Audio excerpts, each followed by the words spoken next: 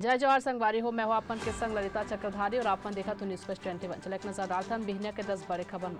रायपुर में T20 match के ticket के कालाबाजारी, पुलिस 4 लोगन ला करें गिरफ्तार, 13 टिकट जब्त। 3 दिसंबर के बाद शुरू हुई आत्मानंद स्कूलन में संविदा शिक्षक मन के भर्ती, 71 पद पर आइस 5000 ले ज्यादा आवेदन। छत्तीसगढ़ में बढ़िस ठंड, आज कुछ क्षेत्र में हल्का बारिश के संभावना। छत्तीसगढ़ में हो ही लाल केरा के खेती, इंदिरा गांधी कृषि विश्वविद्यालय के नर्सरी में तैयार करे जाते फसल।